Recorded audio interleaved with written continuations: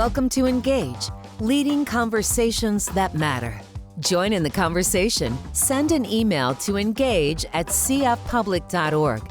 Send a recorded talkback message on the free Central Florida Public Media app. Leave a voicemail by calling 407-273-2300, extension 246. Engage is made possible with the support of listeners like you. You are listening to Engage on Central Florida Public Media. I'm Sharon Stone. Central Florida Public Media is part of a partnership discussing how to bridge the divide and have conversations with family, friends, and strangers with whom you disagree. The One Small Step program was launched by StoryCorps in 2018 based on the idea that two people with differing political views could sit together, find common ground, start to understand each other, and that if enough people participated, the ripple effects would begin to heal our divided society. This year, StoryCorps chose 7 communities in the country to host these conversations. Our community was among them, and Central Florida Public Media was chosen to lead this work. We convened face-to-face conversations in Orange, Brevard, Volusia, Lake, Seminole, and Marion counties. Central Floridians who participated joined us at our Building Bridges Together, One Small Step at a Time event December 7th at the Orlando Ballet to help others learn about engaging across differences. Central Florida Public Media One Small Step producer and facilitator Abe Abaraya joined me to guide the discussion. I know I am not the only one in this room who was worried going to Thanksgiving after this election season and sitting at the table. So I love the idea that we're actually talking about some tools and techniques to use rather than just going in with your fingers crossed and hoping for the best. So that said, we've talked a bit about StoryCorps and One Small Step. Abe, why don't you introduce our first conversation? Absolutely, guys, and I really appreciate everyone coming out today. The first conversation partners that we're going to have are Oviedo resident Andy Huffman and Melbourne resident Chris Mondello. This conversation, we put them together because of the religion side of things, and they are both very religious people, and they come and they see the world a little bit differently. And it was a really fascinating conversation to be able to sit through, and the two of them have had a really interesting bond since then, and I'm glad that they both are here today. And so we're going to go ahead and play a little bit of the audio from that conversation. I do want to give everyone in the room a bit of a warning because one of the things that they do share a common bond over is the loss of a baby late in pregnancy. And so in this conversation, they're going to talk about that loss, and they're going to talk about how their faith has influenced their politics as well. So this conversation we're going to hear, it's about a 2-minute version of that, and it does discuss late-term pregnancy loss and grief. My name is Andy Huffman. My name is Chris Mondello. It was full term. It felt like a normal, this is going to be a normal childbirth. And when we got to the hospital, when my wife went into labor, there was no heartbeat. So technically she was stillborn. What was your experience? She was 38 and a half weeks, and everything was great on Friday. Monday she wakes up and she's like, I haven't felt her kicking. Yeah. I didn't feel her kicking much last night. So I went into the hospital and they couldn't find a heartbeat. Mm-hmm. And that was it. Ironically for us, that was the only pregnancy that we planned. all the others were serendipity.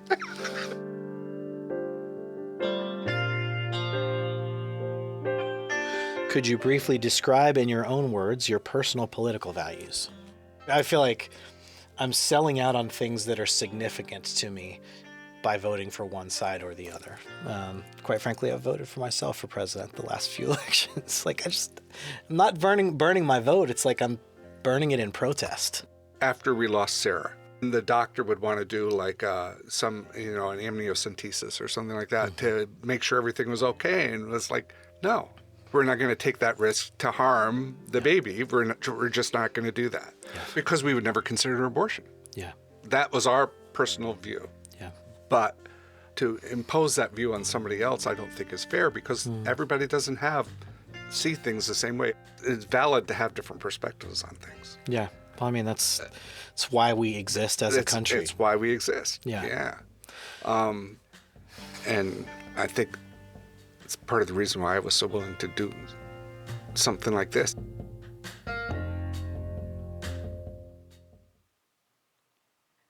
Chris and Andy, thank you so much for opening up and being so vulnerable with us. I'll start with you, Chris.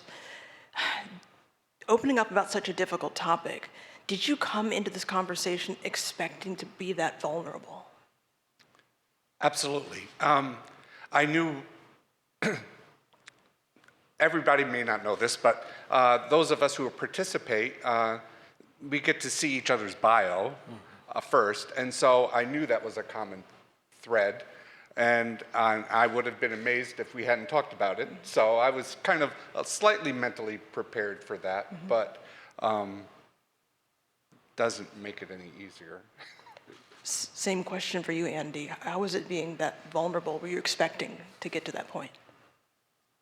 I mean, my goal in coming in was to make a new friend and, to talk at more than a surface level. So, even though it's a hard subject to talk about, but getting to know somebody else who's in the worst club in the world to be a part of was pretty cool. I really appreciated that. Do you feel like having the conversation changed how you are able to interact with people who think differently than you? I'll start with you, Andy. I just think it's, my kids play baseball, so it's all about reps, right? If I haven't swung a bat or thrown a baseball for a long time, I feel kind of awkward about it, and I think if I'm not getting in consistently talking with people who are different than me, it's gonna feel more awkward.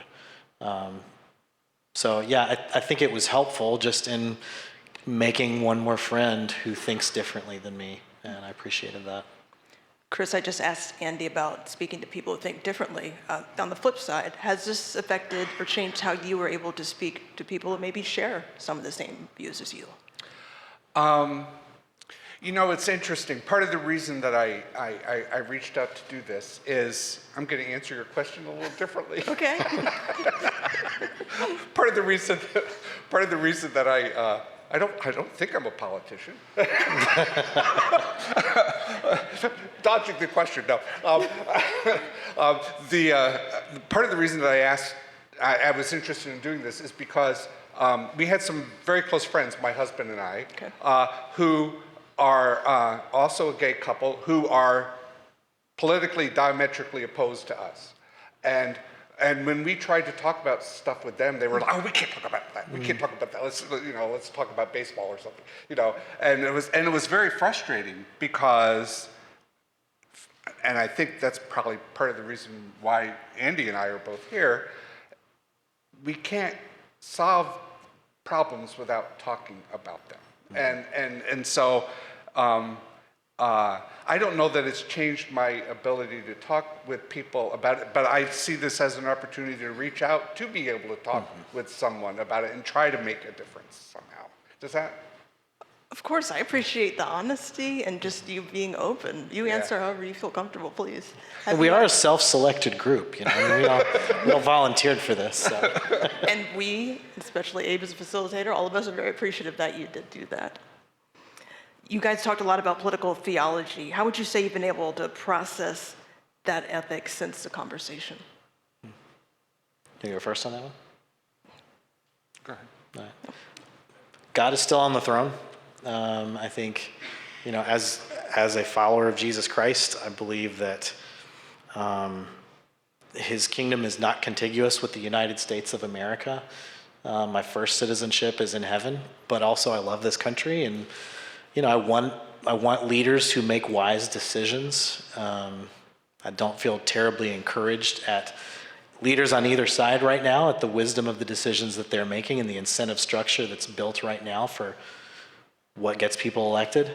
But at the same time, I also know that people who think differently than me, I was talking with somebody earlier, it's not like the light side and the dark side of the force. These are other people, and we're called to live in this same country together. So I think I think I'm discouraged, but ultimately I'm certainly not despairing, and I think I have a lot of hope for the future because I believe God is kind, and he wants to shower his kindness on us.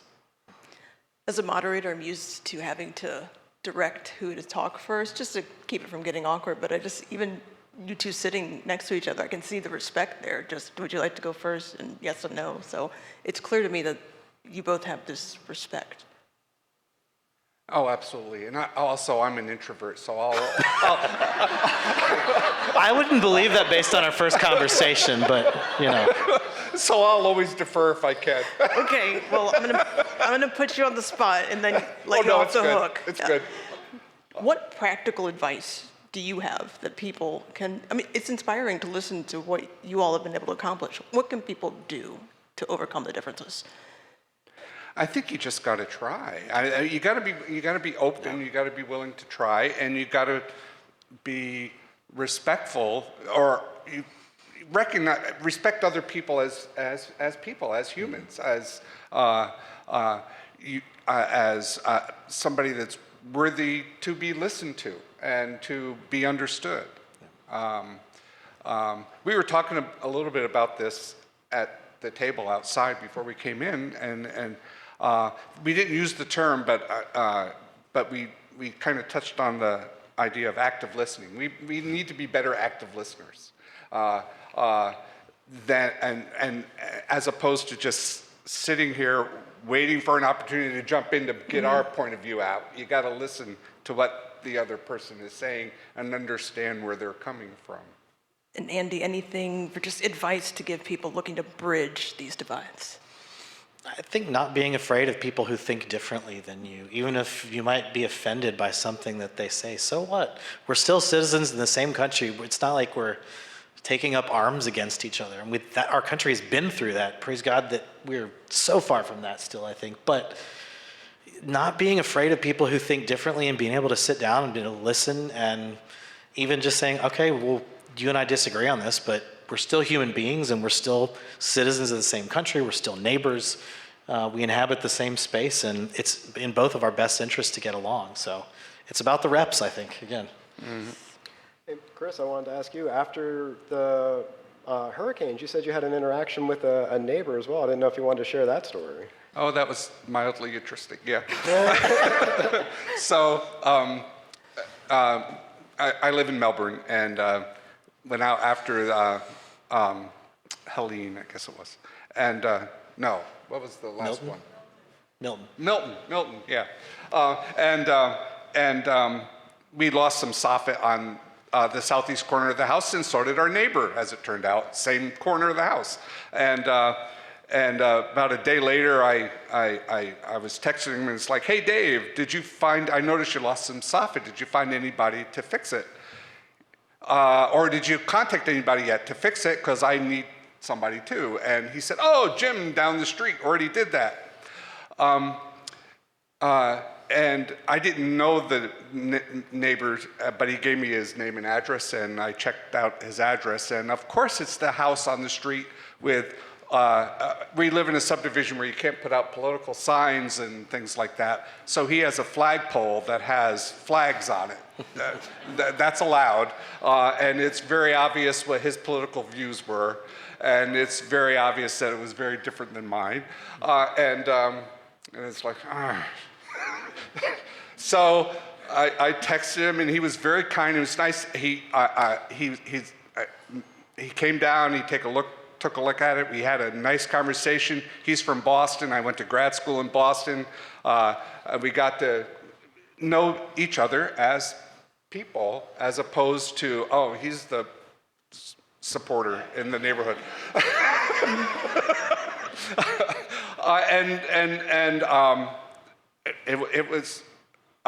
It's made even feel like when we drive by now, the waves are a little more friendly than they used to be. So it was a good experience. But you got to be willing to put yourself out there for stuff like that. And it wasn't exactly where I expected to go to get help, but it was a good experience. In that first conversation, we heard from Oviedo resident Andy Huffman and Melbourne resident Chris Mondello.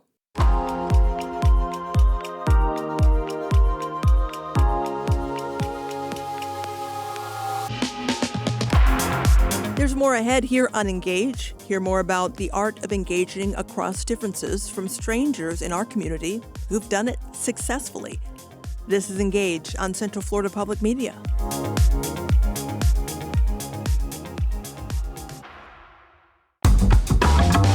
You're listening to Engage on Central Florida Public Media. I'm Sharon Stone.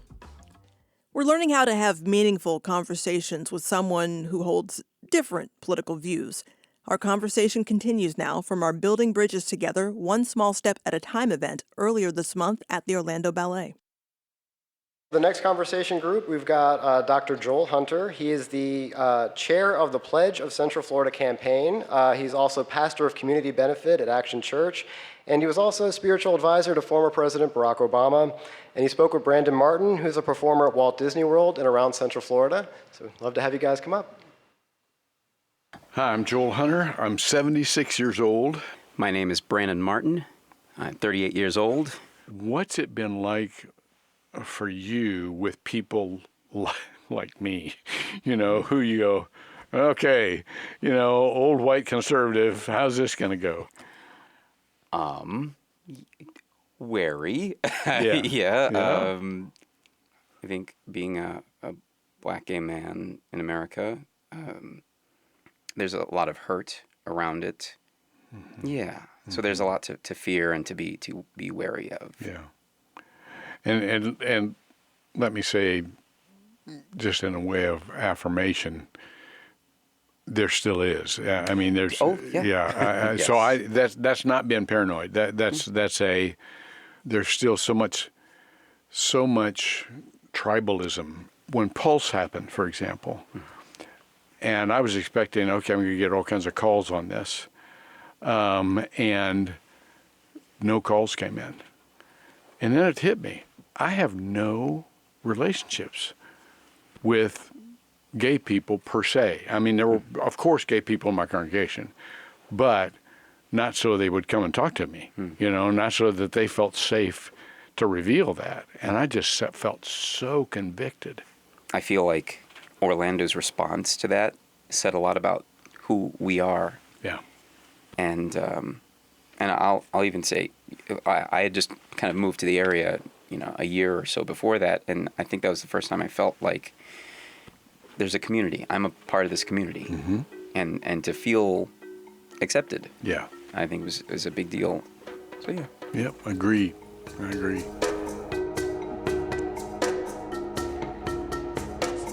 Listening to that clip, it is very clear that you two just jumped right in head first into the tough ones.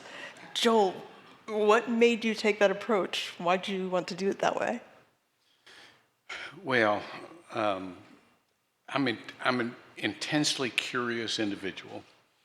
I learned a long time ago that the most fascinating conversation you can have is getting to know a person, not a stance, not a label, not a category, but a person. So when Brandon came in the room and introduced himself, I just was immediately taken. He's a very winsome young man. And I thought, I would really want to get to know this guy. So I didn't feel like there was any fencing that needed to be done. I think the format was very good, led right into a personal conversation. So it was pretty easy. Brandon, would you say this conversation, this experience has helped you navigate talking with people with differing political views after the election? Yes. I think it's helped. The intro said I perform at Disney World. Mm-hmm. And I get to talk to people from all over the world, honestly, but something that I get to do on a daily basis is talk to people. I mean, we obviously don't get into political views, but we are able to have a lot of conversations with people. So I think I get to do that a lot anyways, but it definitely gave me the tools to think about people who don't agree with me necessarily, mm-hmm. and I appreciated that very much. And Joel, you also work with the Central Florida Pledge, which is working to combat Islamophobia, anti-Semitism, discrimination in this region. What do you think needs to be done for more people in Central Florida specifically to find common ground? Well, first of all, the initial proclamation of the pledge, and I hope you will all sign up, centralfloridapledge.com, is that the initial commitment is, I will treat everyone with respect, especially those with whom I disagree. And then it goes on to talk about educating myself as to different forms of bias. That's another part of the pledge. But standing with anyone who is being threatened or attacked for who they are or what they believe is central to what the pledge is. So that different communities, LGBTQ, racism, anti-Semitism, Islamophobia, whatever the community that is being attacked, doesn't feel isolated. And I think Central Florida has, at least my perception, is that we have this great DNA here. I feel like we have wonderful people who really do appreciate each other. And so I don't think we're a naturally adversarial community. And I think that we just need to strengthen that part of us that says, no, I like living in Central Florida. We have a lot of leaders that want to cooperate and make the community better for everybody. And so I just think that we just need to continue this line that we want to build a community that we want our kids and grandkids to grow up in. Brendan, I want to ask a follow-up. You know, working at a theme park, and you see, you know, all this different mix of people who are coming to the region to kind of, you know, come here and enjoy the parks. Do you think that sort of helps with that melding block for maybe helping Central Florida to build bridges in a more natural way? Yeah, actually, just before this, Pastor Joel and I were talking about how the theme parks bring in so many people, and I think that does benefit our community, obviously, culturally, bringing in just people from all over the world, but people of different viewpoints, people of different experiences, and I think that does make us a stronger community. All right, thank you both for being here today. And Abe, we have one more conversation that we need to listen to. Will you set it up? Absolutely. So in this conversation, we're going to hear from Robert Jackson. He's the executive pastor at Orlando Grace Church, and he spoke with Fatima Saeed. She's the executive director of the Muslim Women's Organization. My name is Fatima Saeed. I'm 49 years old. My name is Robert Jackson. I am 29 years old. For me, I have always been no party affiliation, to my father's dismay, because he was very Republican. Mm-hmm. I would not list Republican on mine because I was like, I just don't believe with a lot of the things that platform stands for. I just don't. Same thing with Democrats. I just don't. Yeah. So for me, I was always just third party and Green Party. In the spaces that I grew up in, you'd hear Republicanism and Christianity just merged as if they're the same. Mm. And or as if Republicanism is the best manifestation of Christian values. It's the most consistent way that you do politics if you read the Bible. And you have become increasingly disillusioned with that idea and have consistently leaned third party. But I really appreciate how you said looking for whoever is just and kind. How would you see your religious views influencing your politics, your religious ethics? How does that play out in your political convictions? We say it in the beginning of every single chapter of the Quran. We start it with Bismillahir Rahmanir Rahim. God, the most gracious, the most merciful. And I think about if I can see somebody and feel mercy for them and feel like I understand what you're going through and I forgive you and I see that and it's okay. And it has to do with any issue. LGBT issues, a trans woman, anybody. When I see them and I can have some mercy for them, I truly believe God is infinitely more merciful. So what's something you will take away from this conversation? You were talking about how Islamic faith can be compatible with either a liberal political ethic or a conservative one or something that's really neither of those. And, apolitical or a party system. Yeah, that was really helpful. It really opened my eyes that Christian evangelical, like a pastor, is not what I had in my head. One thing I'll take away is that I need to not start judging people in my own mind based on these labels that have been put on people in the media, and just really have more conversations like this. Thanks, I appreciate that. We also put a lot of those labels on ourselves sometimes. I probably should have said this before. Please don't read into the fact that there is an empty chair. Robert Jackson wanted to be here today. He's simply out of town. So, yes. I'll believe you. It's okay. So, Fatima, you, once the conversation became available, I know that you shared it with family and friends. Would you mind telling us just about how that was received and the reaction? So 2 of my daughters are here. They're my biggest fans.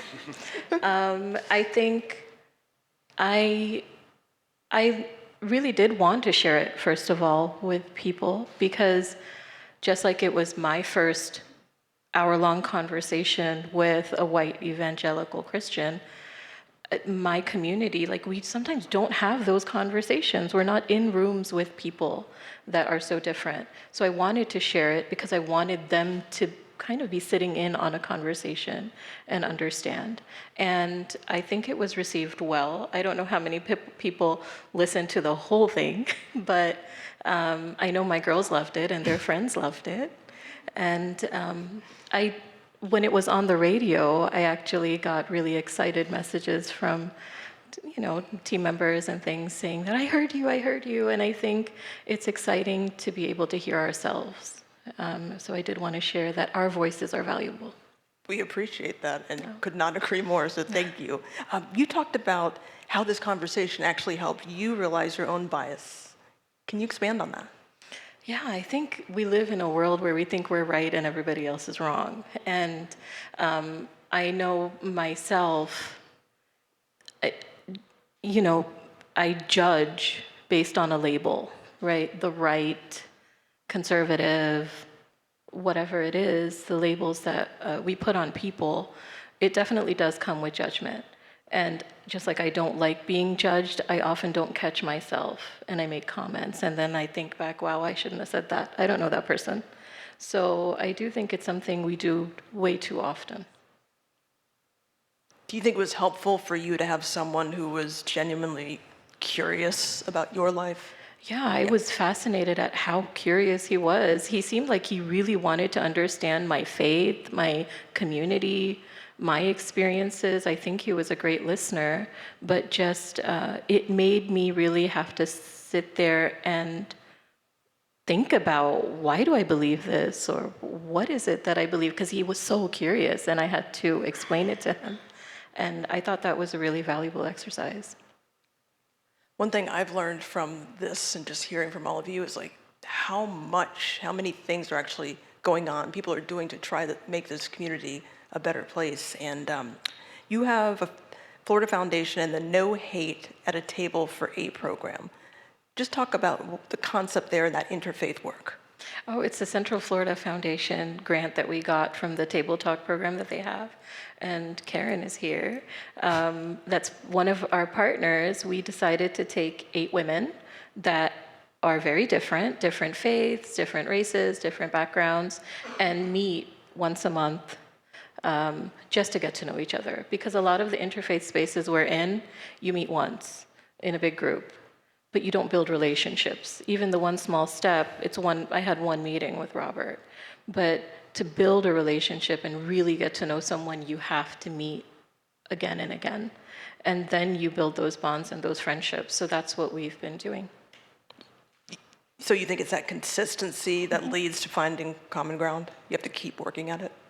You can find common ground just by listening to a radio interview. I think common ground is easy, but the relationships that you build, a relationship takes a little bit more time.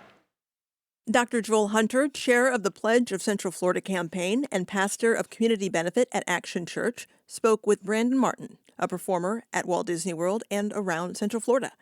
Robert Jackson, executive pastor at Orlando Grace Church, spoke with Fatima Saeed, executive director of the Muslim Women's Organization.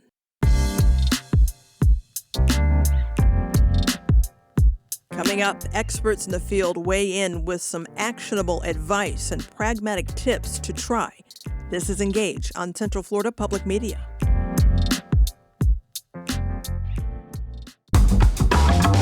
You're listening to Engage on Central Florida Public Media. I'm Sharon Stone. For the final part of our panel at our Building Bridges Together, One Small Step at a Time event, we brought up some experts in the field to try and leave our audience with some practical advice and techniques. We were joined by Melissa Velasquez, the Associate Director of Hubs for StoryCorps. We spoke with Dr. Blake Scott with the University of Central Florida Department of Writing and Rhetoric. First, you will hear from Dr. Haley Winston, Director of Civil Discourse and Engagement at UCF. Haley, I need you to help me here. Yeah. These 6 voices that we heard from made me think, I can do this. What practical tips or advice do you have for people who just are nervous about having these kinds of conversations with people who view the world differently? Yeah. So I think it's completely fine to be nervous. And one of the things I've really heard a lot from this is you need to think about these conversations. You can have conversations in 3 different ways, okay? So we can choose to have a discussion with someone. And if we choose to have a discussion, that means you want to maintain a relationship, right? You're like, I don't know where this is going to go. I just want to maintain it. So we're just going to discuss. Or you could have a debate with someone, right? You're like, I don't care about this relationship anymore. We're going to debate this out. Or you can actually have a dialogue, which is what they all chose to do, right? And they wanted to build a relationship because they wanted to make things better and they wanted to figure out how to solve problems. So if we want to solve problems, we've got to choose to have a dialogue with other people, right? So it's a choice that we make whenever we engage with someone. So if you're nervous about it, I think first you make that choice and then you have to get curious. You gotta turn that curiosity on, be a cat, get curious, figure out like what makes a reasonable person think something so different from what I would think, right? If you assume the other person is reasonable, you can get yourself in that curious mindset. The thing I like to say is don't be a warrior. You're gonna take off that armor and be an explorer, right? Because explorers have armor. They're ready to win a battle, right? And if you get rid of winning or losing and you decide to be an explorer, you've got your own compass with you, right? You know where the true north is for you. No one can sway you from that. But what you can do is you can figure out where other people's true north is. Hypothetically, I'm asking Yes. for a friend. Does your advice differ if this program, Yeah. these people, they were basically strangers. Yeah. What if it's someone you casually know versus a friend versus family? Absolutely. I think you have to know what you're coming into a situation for. I would say always be curious and lead with that and to figure out what other people want. But there are times when you might get attacked being curious, right? And that is just something we have to do. If you lead with that, people are more likely to come to where you're at, right? If you lead with trying to debate someone, they're going to come back with you with that same being on the defensive as well. If you come at it of like, I really want to understand, like help me understand where you're coming from, you're probably more likely to get someone that's going to come back with it. If they think you're trying to change them, they're going to be less likely to be open to talk to you. Dr. Blake, Scott, you had students in the rhetoric and civic engagement class who kind of sat down for these conversations, and you guys had some facilitation that was done in the lobby for this. But can you just talk a little bit about the reaction from your students that have been both, good reactions and bad reactions? Yeah, I wish I could, well, I don't wish I could say something about bad reactions. I'm glad to report there weren't any. But yeah, I want to first thank StoryCorps and Central Florida Public Media for taking the time to enable students in my class to participate in numerous ways. Some were trained to be facilitators, some were part of these incredible cross-generational conversations. Some helped with editing and such. They all reported being transformed. And they were excited to take this to the Thanksgiving table, take it to their friend groups, take it to wherever they go in their life worlds, and keep trying this out. You can only learn so much about, rhetorical listening is a term that we use, and it's about listening with intent and not just for intent. You only learn so much about things like that from books, but you really learn it from doing it and from hearing it. And I don't know if y'all knew, but y'all were co-teachers in my class, because we started by listening to and learning from and analyzing your conversations. One thing I did want to say, Kushi, my student who is here outside today, wrote something I want to read. It's just a sentence. One of the things we do in the beginning of the course is we develop our own versions, our own definitions of what it means to be a rhetorical citizen.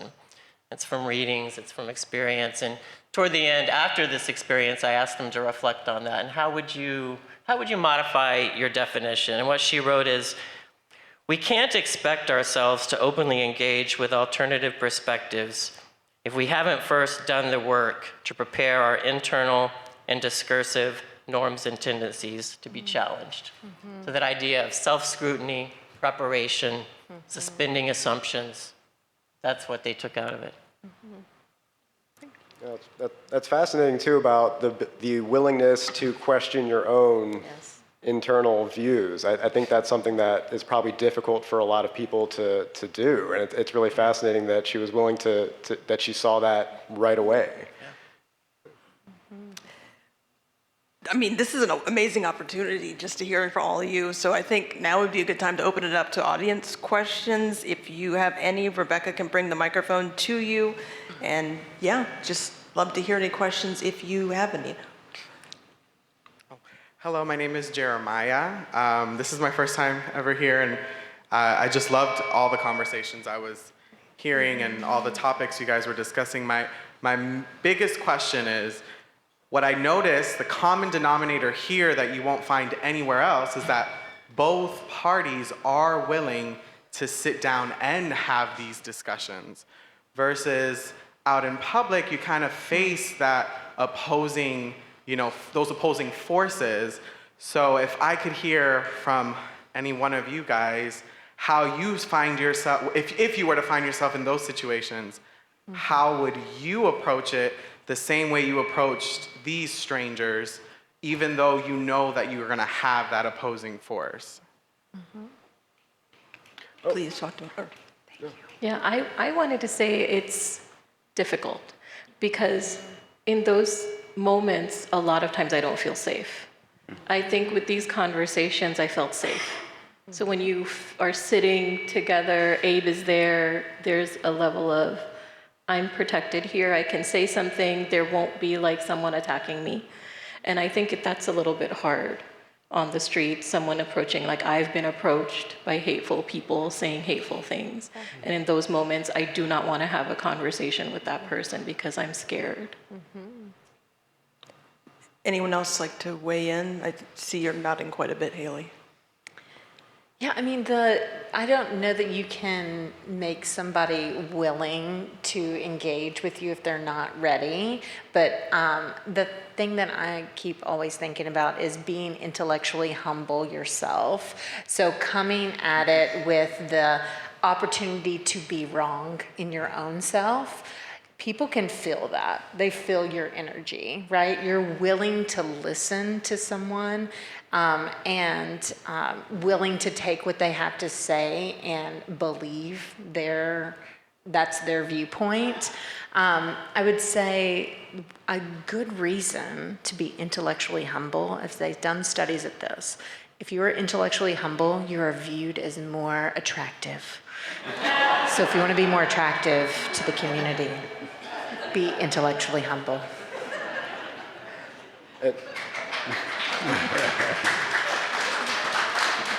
I will say too, one of the things that I have noticed from facilitating some of these conversations is that if you are willing to ask someone not just what they believe, but why they believe it, and talk a little bit about where in your life led you to that position? Because I think for me, it's always been really interesting to be like, okay, you might have a different viewpoint than me. Let's talk about the things growing up or the things in your life that have led you to that viewpoint.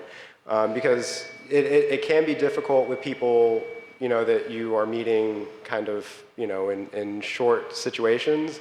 But I think if you bring that level of curiosity to it as well, then you can kind of take some of the things that we did during these conversations and put that in practice, where you're like, okay, let's talk a little bit about, why you think the way you do. So. If I can weigh in here, I think the best exposure, however, that we can get, I know I'm sitting over here, sorry guys. The best exposure, however, that we could possibly ask for is through you all telling someone that you know. I think word of mouth and sharing that trust to someone that you know and letting them know that this is a project, that this is happening, what this means, and the impact that this can have on our community right here is far more powerful than CNN. And I think you proved that, right? Yeah, I know I recruited a bunch of my friends to do it. Robert was on the program because I asked him. I said, hey, this is a fantastic opportunity. And I asked a lot more people than Robert, but I'm thankful that Robert took the opportunity to do it as well. I think the word of mouth thing, I mean, you've already got the trust with people who trust your opinions and just say, hey, why don't you participate in this? This is my experience. The come with me and do this is a much more powerful ask than you should go and do this. I'd like to go back to something that Abe said a few minutes ago. He asked about the why, and I'm really very curious about the why and the how people come to their beliefs. I mean, there can be really three journeys. One, it's just your upbringing. Number two, you got there intellectually. You thought about things for a long, long time over many years, and you arrived at wherever you are. And the third, of course, is a blend of the two. And speaking for myself, I've had a very, what shall I say, a very strange journey in life, and a very different kind of journey. And that all said, in my case, I think it's mostly upbringing. I think for most people, this is my opinion, I think for most people it's upbringing. But I may be wrong, and I'd be really interested to hear what other people think. Is there research on the correlation between upbringing and? Yeah, so just in general, the things you've been through in your life, right? So upbringing has a very strong influence on what you believe as an adult, but also just things you've gone through throughout your life, like you've said, can change those things or solidify them. But the thing that I think I didn't mention enough was the power of story earlier. So we were talking about how to get someone to be on the same page as you is being willing to share your own non-traditional way that you've gone and lived through the world, and then being open. That opens up other people to share their own stories, which is what we saw here, right? So instead of getting down to facts and figures, which can seem very dichotomous, by going through a story, you really are seeing those life experiences that people have been through, and it might go back to their upbringing to tell you why. Another thing that I like to say is whenever we're thinking about the way that what people believe and why they believe it, is that I like to think of it like your taste buds, right? So we all can taste sweet and spicy and savory, right? We all have the same taste buds in our mouth, right? But we all prefer different things, right? Some of us absolutely love spicy stuff because that was our upbringing. We ate it all the time. Versus other people that are like, I just want sweet stuff, right? And that's me. But those things, if we are asking people those stories, we start to see what taste buds they're preferring, which helps us understand why they lean certain ways politically or why they really care about that one specific subject. I would just say accepting that premise suggests that potentially having cross-generational experiences within a family could be pretty powerful. We don't always think we make assumptions about our own family members and the way their life's experiences have inculcated their beliefs, but I think we do. And so what a better ground to try this out on. Thanks to our panelists from our Building Bridges Together, One Small Step at a Time discussion on bridging the political divide. Abe Abaraya, a facilitator with Central Florida Public Media and StoryCorps, conversation partners Chris Mondello and Andy Huffman, Dr. Joel Hunter and Brandon Martin, and Fatima Saeed, UCF professors Dr. Blake Scott and Dr. Haley Winston, and Melissa Velasquez with StoryCorps. That's all for today's edition of Engage. I'm Sharon Stone. Thank you for joining us. All Things Considered is coming up following NPR News.